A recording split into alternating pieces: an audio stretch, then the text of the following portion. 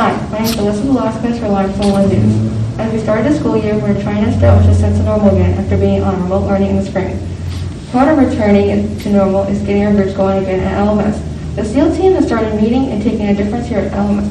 SEAL team leaders are chosen via feedback from teachers and other staff, as well as through review of grades, school, performance, attendance, and discipline, as well as looking for outgoing and friendly students who display positive characteristics to school, home, and involvement within the community. We are looking for students who are excited to be leaders and positive influence to others. SEAL leaders have 2 meetings. They are working on upcoming events as well as participating in getting to know you activities and discuss positive factors in being a leader. Student participates in activities and promote character and community. Students interact with students within our building and are many volunteer in the community. SEAL is a student leadership organization that focuses on being the social and emotional nature of others. Ms. Hubley says she enjoys working with other sponsors, Ms. Mackley, and creating fun and exciting ideas for kids to be involved throughout the school year and within the community. I really enjoyed getting to know our team after a year. One of her favorite things from last year was kindness week, making the origami messages, daily kindness messages, and staff wearing kindness shirts. And that is all for Limestone One News. Have a great day. Hi, my name is Lucas Gaddis, and I am reporting for Limestone One News. For baseball, we are excited to report that our LMS teams have been up and running safely during this pandemic. This fall, the baseball teams had great seasons. The 7th grade team ended their season with a 6-1-1 record. According to Coach Reges, they had a nice win over Bradley Central and Piatone. Coach Reges also said that the most dramatic victory came against Mantino at home. The team was down 5 runs with 2 outs in the last inning. The team rallied back to score 6 runs in a walk-off comeback fashion. Way to go, 7th grade. The 8th grade team also worked hard this season. Coach Bazillion said that the 8th grade team finished with an overall record of 6 wins and 3 losses. Way to go, boys. For softball, 8th grade team finished their season with a 7-3 record. Coach Cam said if he had to pick an MVP, it would be the whole 8th grade team. 8th grade had a great win over Matt Junior High, winning 6-2. The girls played airless in defense. The most improved player for 8th grade this year was Aniston Hagley, the pitcher. Way to go, Aniston. The 7th grade softball team finished their season with an 8-2 record. Coach Can said that the players were MVPs. The whole team was involved in a great run win over Mantino, winning a score of 9-8. The most improved 7th grade player was Anna Lesage, also who pitched for 7th grade. Nice work, Anna. Coach Can says that the 8th grade players, staff, and parents all felt very fortunate to be able to get in a 10-game schedule. They hope that every junior high athlete gets to play this winter and spring. Thanks to Megan Murray for doing an email interview with Coach Can. That's all I have now. I'm Lucas Gaddis for Limestone One News. Hi, I'm Madison Smith reporting for Limestone One News. The 2020 LMS cross country team finished their season on October 15th, hosting the IESA sectional at Limestone Park. There were 6 teams competing at the sectional meet. The LMS girls team won first place with a score of 34 points. The race was very close, with Nash finishing second with a score of 41. The LMS boys team also won first place with a score of 17 points. The closest team at Nash was with a score of 74. There was a total of 10 runners that posted season best times at the sectional meet. The team was very competitive throughout the season. The members of the team set their goal to win the sectional on their home course and worked very hard every day to achieve this goal. Great job, cross country, and I'm Madison Smith for the Limestone One News. Hi, I'm Andrew Meredith reporting for Limestone One News. I conducted an email interview with Mr. Taylor earlier this year and asked him some questions about the start of the school year.